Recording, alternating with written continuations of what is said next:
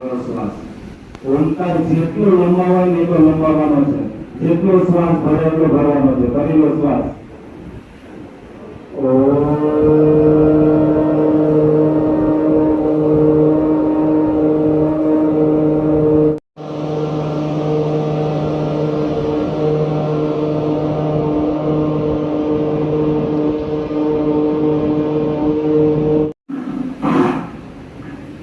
અત્યારે આમ સામાન્ય લોકો ચર્ચા કરે ને એટલે છોકરા બગડી ગયા. મને એવું લાગ્યું નથી કોઈ દિવસ. હવે લાયક છે. હવે માતા પિતા સમાજ અમે લોકો હું કોઈ વાર કહીએ એકા છોકરું એકા લેવા બહુ મોટી વાત છે. આવું કેમ લોકો કે આજની પેઢી બગડી ગઈ એવું કેમ? પરંતુ અમે જે રીતે ઉછેરેલા અમારા માતા પિતાએ એક ઉદાહરણ પૂરું પાડ્યું. એક સારા માતા પિતા કેવા હોય એ જોઈને અમે અમારું જીવનનું ઘડતર કર્યું. વેરી અનફોર્ચ્યુનેટલી કદાચ તમારા પેરેન્ટ્સ પાસે એટલો સમય નથી જે તમારી સાથે સમય કાઢી શકે. એક રોલ મોડેલ એક્ઝામ્પલ પૂરું પાડી જોવા મળતો નથી કેવી રીતે જીવાય. એ સ્વચ્છતાને એક માત્ર આધારમાં બતાવું જોતો એટલે ઘણા એવું લાગે કે આમાં થોડું ઇન્ફોર્મેશન નથી. અમે જોઈને શીખાય. અમારા મમ્મી પપ્પા અમારા દાદા દાદીની સેવા કરતા હતા એનું જોયું એ ભાવ અમારામાં આવ્યો. આજે અમારા દીકરીઓ છે એ જોઈ છે કે અમે અમારા પેરેન્ટ્સ આગળ કેવા ડાયા ડમરા થઈને વાત કરીએ છીએ. બહાર અમે તૂફાના માર કરે ઘરે જઈને એવા ડાયા થઈ ગયા. પપ્પા કેમ છો પપ્પા ને ત્યાંની ચાલે આવું કારણ કે અમારા પિતાએ એક રોલ મોડેલ પૂરું પાડ્યું. બીજું બસ આટલી જ વાત છે. બીજું ઇંગ્લેન્ડમાં એક ઇન્સ્ટિટ્યૂટ ચાલે છે. આ ઇન્સ્ટિટ્યૂટમાં કેવી રીતે ઓફિસર બનાય એની તાલીમ આપવામાં આવે. એના પ્રિન્સિપલ જ્હોન કાબી એને સરસ મજાનું પુસ્તક લખ્યું 9 ક્વોલિટી ઓફ લીડર્સ જે ભારતમાં મસૂરીમાં આઈએસ ની ટ્રેનિંગ આપવામાં આવે ત્યાં એક રેફરન્સ તરીકે આનો ઉપયોગ થાય છે કે ભાઈ હવે આપણે ભારત દેશના કલેક્ટરની નિમણૂક કરવાના છે. એ કલેક્ટરમાં કેવા ગુણો હોવા જોઈએ. રસ કોઈ મને આ બેને જોઈ આવશે તો એ વાક્ય મારા કાને સંભળાયું કે leader are not born it made. બનાવી શકાય એવું નથી કે કોઈનામાં જન્મજાત લીડરશીપમાં ગુણો એવું બિલકુલ નથી. કોઈને પણ બનાવી શકાય. આ પ્રોગ્રામનું કારણ જ આ છે મિત્રો કે અમે તમને સ્પાર્ક આપીએ છીએ. તો મિત્રો એ પુસ્તકમાં 9 પ્રકરણ છે. બહુ સરસ મજાના પ્રકરણ છે. પુસ્તક ઇંગ્લિશ કલ્ચરમાં અને એ લોકો માટે જ લખાયેલું છે પણ આપણે રેફરન્સ ઇન્ડિયામાં અને ભારતના ઉદાહરણમાં લઈએ કે આ 9 ગુણ આપણા કયા કયા લીડરે આપણે પ્રેઝન્ટ કર્યા. મિત્રો આ પુસ્તકને મેં હાઇલાઇટ કરી જોઈને ત્યારે મને યાદ આવ્યું કે કેમ આપણે ગુલામીના મોગલો આપણી પર રાજ કરી ગયા, અંગ્રેજો રાજ કરી ગયા, એવું કયું કારણ છે? આપણે બહુ સક્ષમ પ્રજા હતી.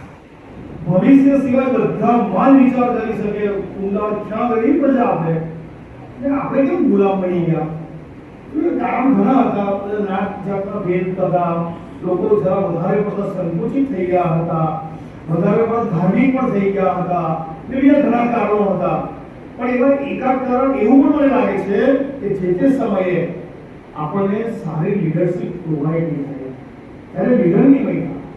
અને જેવા ભારતમાં લીડરનો ઉદય થયો, નેતાઓ આવ્યા, આપણે એની સાથે જોડાઈ ગયા અને પછી આપણે કોઈ ગુલામગીરી સ્વીકારી અને 75 વર્ષે આપણે એક સક્ષમ પરિસ્થિતિમાં પહોંચી ગયા. આ એક કારણ હોવું જોઈએ. એ બધું નિયતિનું કામ કરતી હોય છે, બધું ચાલતું હોય છે. તો મિત્રો પુસ્તકમાં 9 ક્વોલિટી ઓફ ગુડ લીડર. તેનું પહેલી ક્વોલિટી છે કે લીડર મસ્ટ બી વિઝનરી.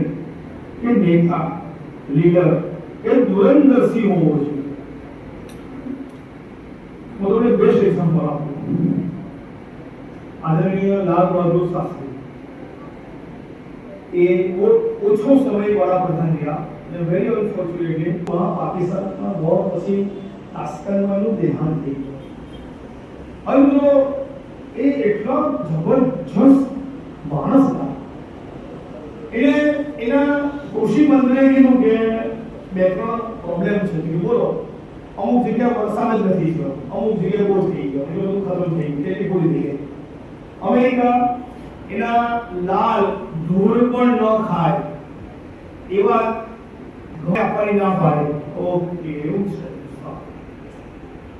ત્યારે એટલે પહેલું કામ એ કર્યું, રશિયાથી સાયન્ટિસ્ટોને મંગાવ્યા.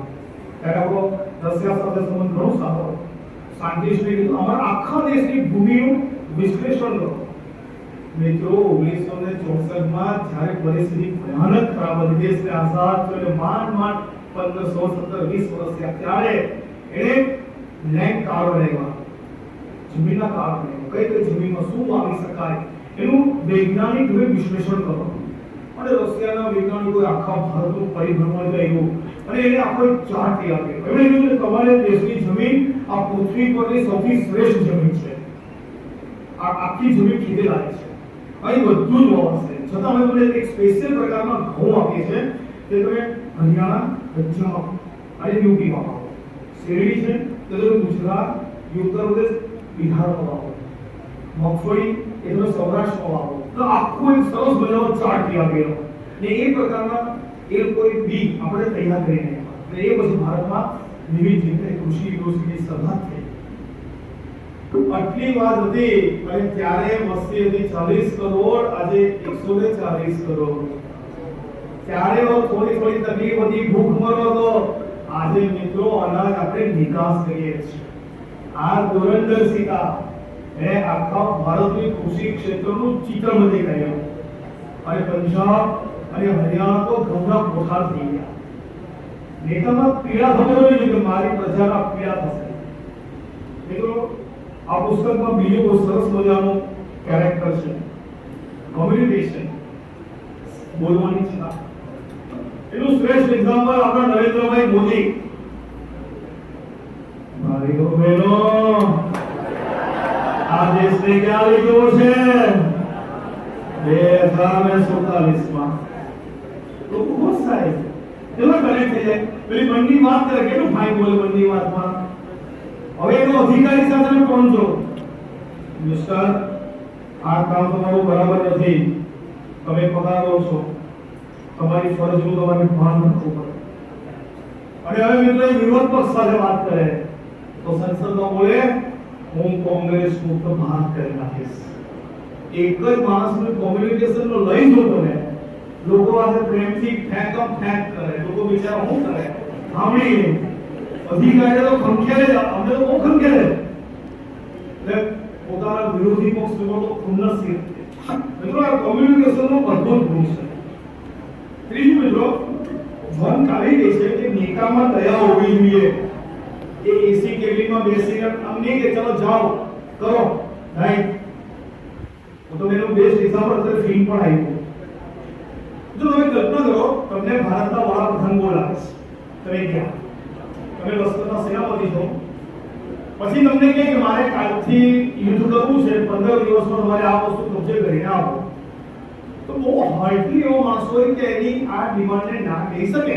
શક્ય નથી. ભારતના વડાપ્રધાન अच्छा इंदिरा गांधी शाम मानेकशॉय बोलाव्या કે શામ હુમલો કરો. આટલી સ્પષ્ટ સૂચના જે મેડમ શામ માનેકશોયને ચા પાણીનો ભાવ સુદ્धा નથી પૂછતા, ડાયરેક્ટ દેશોનું પણ નામ નથી કે ચાલુ જ કરી દીધું કે આદેશ ચૂકો મળો. એટલે પેલા એ કીધું કે મેડમ અત્યારે ચોમાસું છે, હું મારા એક પણ સૈનિકને મારવા નહીં દઉં. એની ચિંતા કે મારો એક પણ સૈનિક ખોટે નથી મારવાનો. આ ચોમાસામાં મારા વેહિકલ્સ નહીં જઈ શકે. આખો પ્રદેશ ખૂબ મોટી નદીઓનો છે, વરસાદ પુષ્કળ છે, અમે નહીં લઈ શકીએ. એટલે શું કહેવા માંગુ છું? બરાબર તો તમે ક્યાં લડશો? એટલે ચોમાસું બોલું થાય એટલે ડિસેમ્બર મહિનામાં લડશો. એટલે ડિસેમ્બર મહિનો તો 6 મહિનાની વાત છે. એટલે આવું 6 મહિના પછી જ લડીશું. મારે એક પણ સૈનિકની કુરબાની વ્યર્થ નહીં આપવું ને હું હવે રીતે શહીદ નહીં કરું. મિત્રો જે વ્યક્તિને પોતાના સૈનિકનું મહત્વ, એના હૃદયમાં એનું સૈનિકનું માન પ્રાઇમ મિનિસ્ટરની વાત કરતા વધારે ભાઈ બે ચાકુસી કરી દે. આ મેં તૈયાર છે, તૈયાર છે. આને ના પડી જાય. આજે એના પિક્ચર બને છે એટલે લોકો એને યાદ કરે છે કે એના સામાન્ય સૈનિકની તકલીફ સમજી. મિત્રો જોન કાવી કહે છે કે લીડરમાં એડેપ્ટેબિલિટી હોવી જોઈએ. સ્વીકાર. નેલ્સન મંડેલાને કેટલો સમય જેલમાં પૂર્યા, પછી બહાર આવ્યા અને ગોરા અફસરોએ સલામ મારી, બધા ખુશ થઈ ગયા, વાતાવરણ હળવું હતું. એટલે એની ટીમમાંથી ઘણાએ કીધું કે આ લોકોએ આપણને ખૂબ હેરાન કર્યા, અને આપણે આપણા મંડળ, આપણી કારોબારીમાં, આપણી સરકારમાં આપણે કશે લેવા નથી, આ અધિકારીને પણ દૂર કરીએ ને એની જગ્યાએ આપણા અધિકારી મૂકીએ. તો નેલ્સન મંડેલાનો અદ્ભુત જવાબ. એણે કીધું કે દેશ સ્વતંત્ર થઈ ગયો છે, હવે બધા સ્થાન પર દરેકમાં, અને કીધું કે તમે તમારી શ્રેષ્ઠ સેવા, તમે તમારી ફરજના ભાગોમાં બધું કર્યું છે. આ એડેપ્ટેબિલિટીનો ગુણ મિત્રો લીડરમાં સૌથી અગત્યનો છે. મિત્રો પછી પૂર્ણતા કે પારદર્શિકતા, એનું જીવન જ કેટલું સરળ હતું. એને કામ મોઘા કપડા પહેરવાની જરૂર હતી. મિત્રો એમના ફાધર હતા પોરબંદર સ્ટેટના દિવાન હતા. એ તો સારા રાજવી પરિવારથી બિલોંગ કરતા હતા. આ સેવામાં નહીં આવવાનું વકીલાત કરીને પોતાનો સારામાં સારી રીતે ગુજરાન કરી શકતે એટલી સ્કિલ હતી એમનામાં.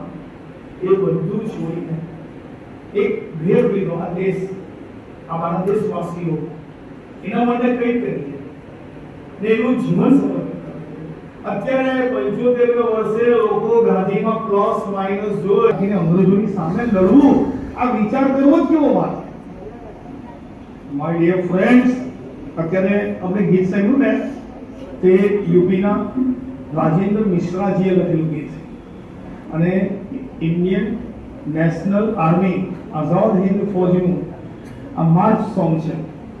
મિત્રો સુભાષચંદ્ર બોઝ એ બેસ્ટ મોટિવેશનલ લીડર. એને કદાપી એના લશ્કર બેને વાત કરી ને, તુમ મુझे खून दो मैं तुम्हें आजादी, એને કદાપી કોઈ દિવસ આદેશ નહીં કર્યો, એવું જીવીને દેખાડ્યો. એટલી હાર્ડ લાઈફ.